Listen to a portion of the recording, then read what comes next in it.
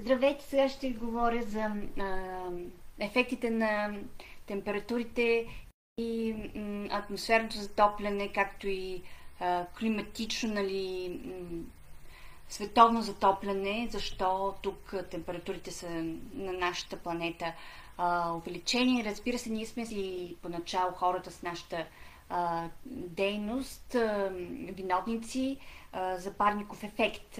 Но има и естествени неща, които най-вече са в Тихия океан, и периодите на затопляне също така са причина. Макар че в Европа не е точно това причината, то е вследствие, нали, като преминаване на циклони, може да се каже, когато има тези буйните на ветрове, но в останалите части, които извън нашия континент, така близо най-вече до някои части на Тихия океан, имаме тези неща на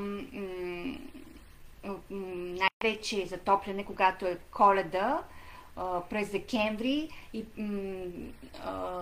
около Южна Америка, там близо до екватора, и защо всъщност е причина това нещо и как се нарича, и ще го говоря за него, за Ел Ниньо и Ла Ниня. Какво са всъщност тези феномени? И трябва да разберем, че има в физиката и нали, в разбирането за атмосфера циркулация на Уокър, на името на Гилбърт Уокър, който е английски физик, и той разглежда всичко това, обяснява как идва това затопляне, нали, на горите, които първо ще се изпаряват своите неща, нали, затопления въздух, и този физик към 20 век казва, нали, че има въздушни бринки и се издигат и спускат в различни части на тропическите такива, тропически пояс. И това се чувства в Амазонка и Индонезия, където пък там има тропически гори, там парата е по-лека, по принцип парата навсякъде е по-лека от сухия въздух и се дига много. Там след това се спуска към Източна Африка. Значи от тропиците към Източна Африка, така, който близо до усеща, нали, тези неща. И оттам вече ще разгледаме, че също може да се възникнат и урагани, как водата, нали, има триене с ветровете, и там около тия депресии предини има въртене по обратно часовниковата стрелка в северното, нали, и по часовниковата стрелка в южното полукълбо. Така че ураганите и тайфуните и всичко това, което е циклон, са имена едно и също нещо, но това ще кажем, че циклон става трина на водата и въздуха, и тогава какво точно ще определи тая сила на циклона, защото това са температурите. Така, къде се възникнат? В Тихия океан.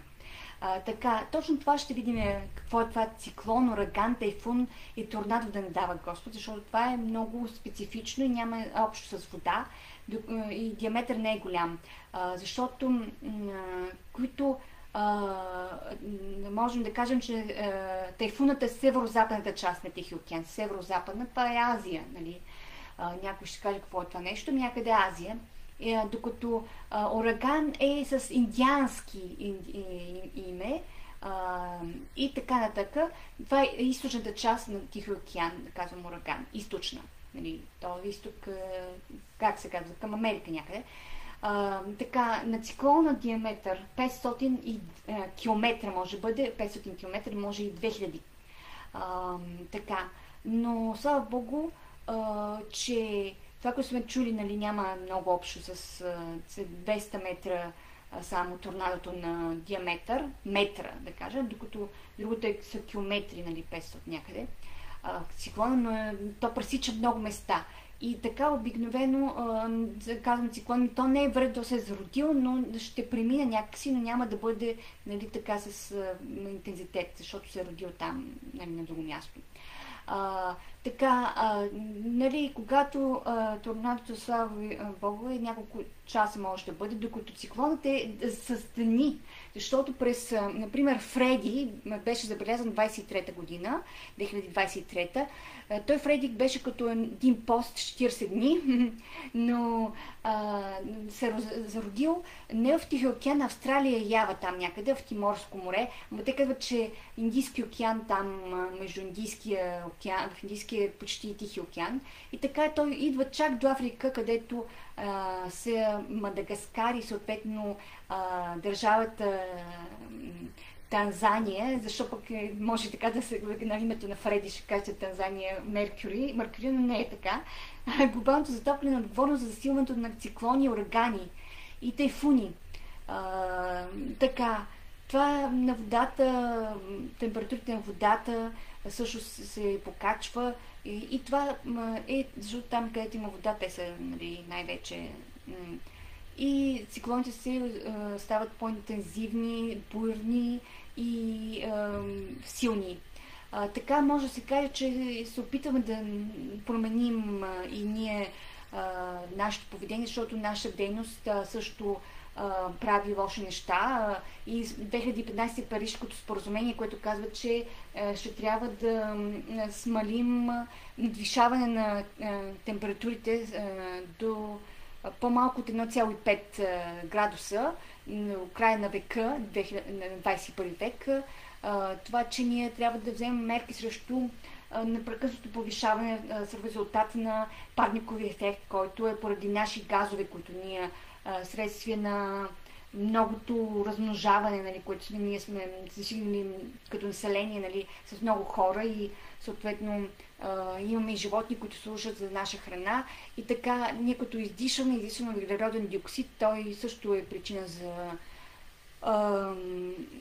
този ефект, на който ще се спра малко по-късно и подробно. И те трябва да се ограничат, защото и метана, който когато сме се наяли си след това весело шумно си пръцаме, също не е хубав, но това са, нали, такива от размножаване, нали, но по-лоши за тези химическите, защото, например, при транспорта, при отоплението, климатиците, всичко това използваме такива газове, които затоплят климата. И това са, какви са тези вид газове? Ще прочита тук. Освен, че са при разпад на биомаса и при издишване, са въглеродния диоксид или двуокис, ако искате, защото при разграждане на, когато живия организъм е починал, нали, също има такова отделяне. След това идва друг, съответно заради живота, нали, на Земята, който е метан, но и също така дейността, който е вреден, нали, вече като е повишен, азотен оксид, хидрофлоровъглерод и така нататък, перфо, и всичко това като азоти, нали, са главно заради торенето, изкуствени такива торове, които са за земеделието и това най-чи също като дейност не е екологичното, нали, и така добро, ефтино за нас и всъщност не е добро за природата, но също и промишлеността на химията, нали, която има киселини, които произвежда за различно процеси, нали, както и за, както казах, при топлението, използването на климатици, всичко това е не е добре. Защото казваме, че атмосферата, нали, това са един щит на Земята, атмосферата, представете си, там имаме въздуха и в облаците и те са все едно прозорците на парника и те пропускат така лъчи, нали, на Слънцето, но пък от друга страна ние не трябва да даваме много така топлината си и затова защо ни е необходимо да има тази топлина? Защото пък иначе, ако нямаше тази атмосфера, ние щяхме да има температура минус 18 средна, нали, на което означава, че не можем да живеем на такива постоянно ниски температури, защото средната температура за Земята е 15 градуса и това е много добре, значи може да има живот и риба и ние, така на така. И също това е много добре да има парников ефект. Но ние, когато допълваме с нашите дейности, с тези газове, то вече става вредно. Нещо, което е в големи количества, може да е добро, но след това е вредно. Някой ще каже какво е аерозолите. Това са фините частици, така че някои ще ви говорят и под формата на, че тези неща са такива аерозоли. Но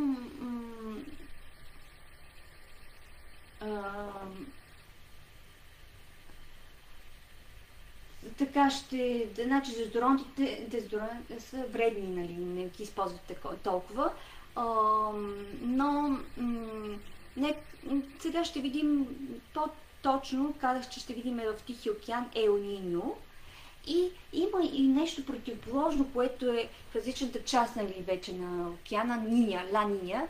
И то е вече като завършик на това. Значи първо е Ел Ниньо, след това след него идва Ла Ниня, не винаги е с еднакъв период.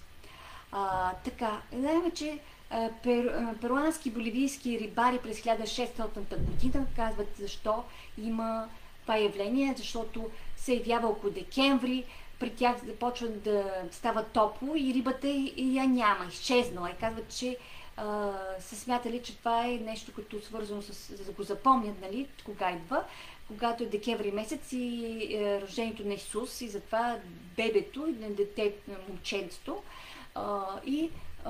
Но не винаги всяка Коледа. Значи това се случва веднъж на 7 години може да бъде, но преди глобалното затопляне може даже да скъси на 2 години, което е лошо, защото ако се случва често, то означава, че много топли, много високи температури, да кажа, ще се случат и като държава, която Перу има различно надморско равнище, в северната част става нали, в северната част са дъждове, непрекъснати, а в южната част са